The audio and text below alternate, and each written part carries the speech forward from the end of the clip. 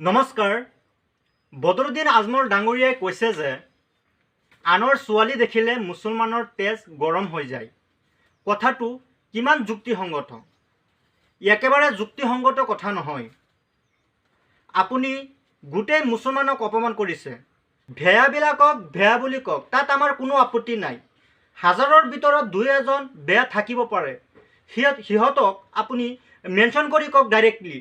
আপুনি যেনেকৈ কৈছে আনৰ ছোৱালী দেখিলে মুছলমানৰ তেজ গৰম হৈ যায়, গোটেই মুছলমানক বুজাইছে কথাটো। আপুনি যিসকলে বেয়া কাম কৰে বা কৰি আছে সিহঁতক আপুনি মেনশ্যন কৰি কওক কথাটো।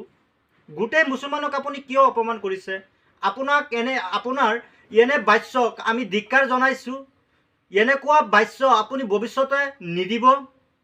যদি দিয়ে তেতিয়াহ'লে অসমৰ ৰাইজে অসমৰ ভিতৰত যিকোনো সমষ্টিতেই নহওক কিয় ৰাইজে আপোনাক ধুবুৰী সমষ্টিটো বিধায়ক নবনায়। আৰু বদৰুদ্দিন আজমল ডাঙৰীয়াৰ বাকী প্ৰায়বোৰ কথাই যুক্তিসংগত।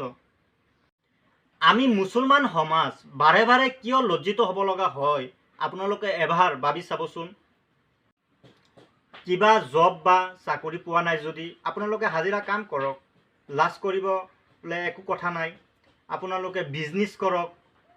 চাওক, দুই এজনৰ কাৰণে আজি গোটেই মুছলমান সমাজ লজ্জিত অপমানিত হ'ব লগা হৈছে। আচলতে সমাজৰ গণ্যমান্য ব্যক্তি তথা আমি উদীয়মান যুৱক কিছুমানে এনেকুৱা কিছুমান পদক্ষেপ ল'ব লাগিব যাতে অপৰাধীমূলক কামবোৰ কমি যায় বা নাইকিয়া হয়।